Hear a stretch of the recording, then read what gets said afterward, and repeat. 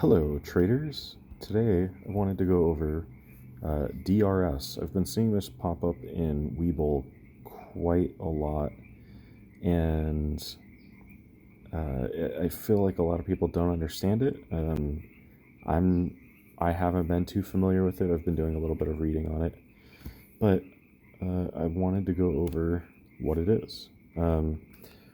So real quick, as we can see, it's a way to register your shares more, still in an electronic way, but you would basically, instead of getting a physical certificate sent to you, you would register them with somebody that essentially holds them, and they just sit there.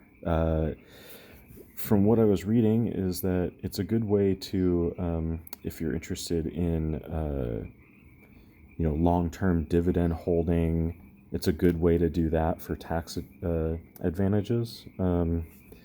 Basically, just because when a short seller short sells a stock that you're holding, for example, AT&T, and they short your specific shares through a dividend offering or through a dividend payment, they essentially get the dividend. And what they do is they then send you a credit for that dividend. And essentially you are going to pay the tax on that dividend. So if you're holding a lot of those and you're getting paid lots of dividends, it can hurt your taxes. You eventually will pay a lot of money in taxes receiving those unqualified dividends, essentially. Whereas a qualified dividend is the tax has already been paid for you, right? So that's one reason to direct registration system, DRS your stocks. So when we come down here to another question on Google, how long does it take to DRS shares? Right here you can see it can take up to 5 business days to transfer your shares to somebody that's going to hold them for you.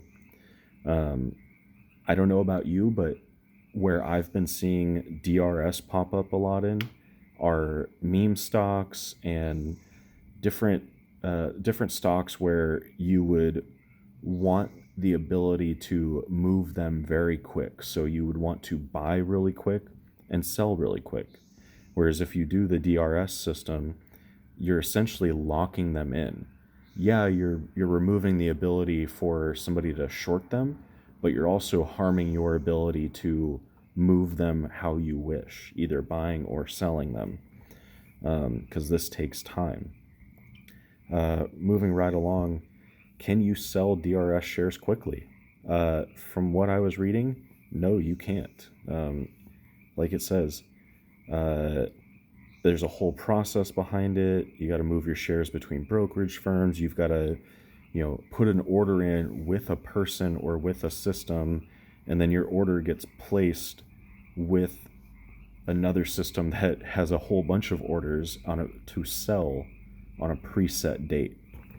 And like it says, it can even take a few business days. I don't know about you, but if I'm in GameStop or AMC or another good one that I hold is POAI. If I'm gonna DRS my shares in that, that's probably not a good idea, because the second that one of those runs real high, I want to sell and I want to take my profit. But if I DRS'd my shares, well, hey, it's gonna take me a couple days to sell them. I'll link this specific article in the video, but it's a great explanation of what this whole thing is. I just wanted to go over a couple of things that kind of stood out to me. DRS is a good way to protect your ownership from bankruptcy. That way, like if your brokerage firm goes bankrupt while you have shares within it, so TD Ameritrade, somehow they go bankrupt, or Schwab or somebody, and now you've lost your shares essentially. That's one reason to do it. If you are holding shares in a brokerage that could potentially do that, it's not my advice, but you might want to take a look and see if there's a different place that you can call a brokerage. Moving along, advantages, like I said, it's protection, just protection against your or for your investment. That's essentially what it is. Let's continue down here. Short sellers, drips, and gifting. So this is what I was talking about with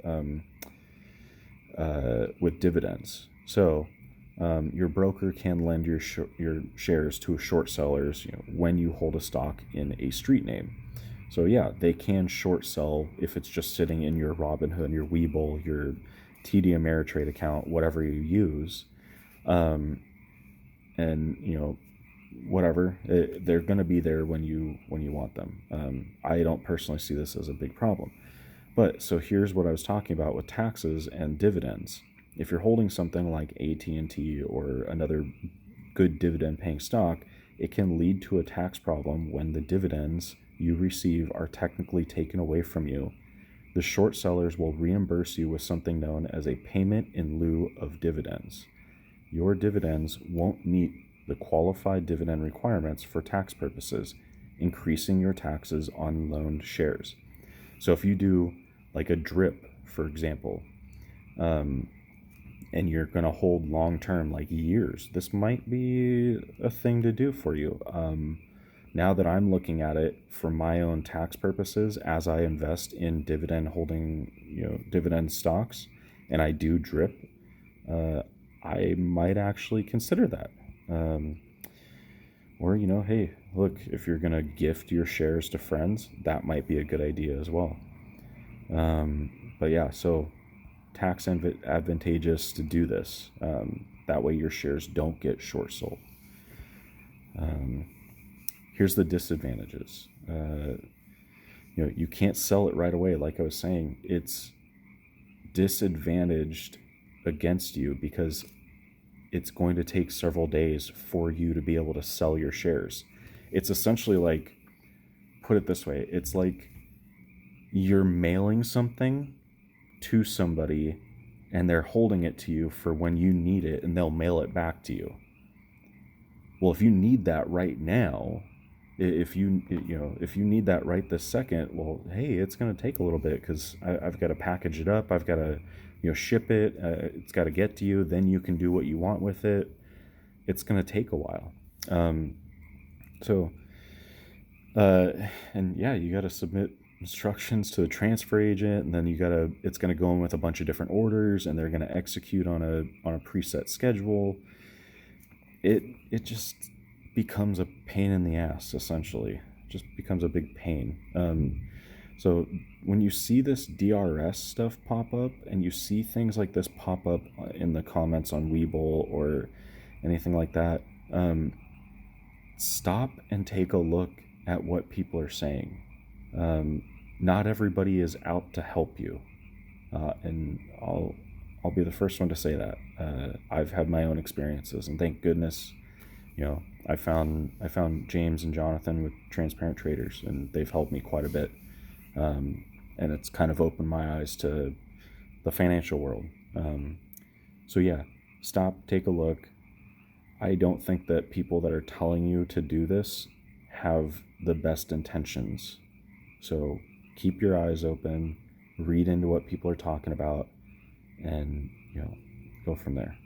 Thanks, guys.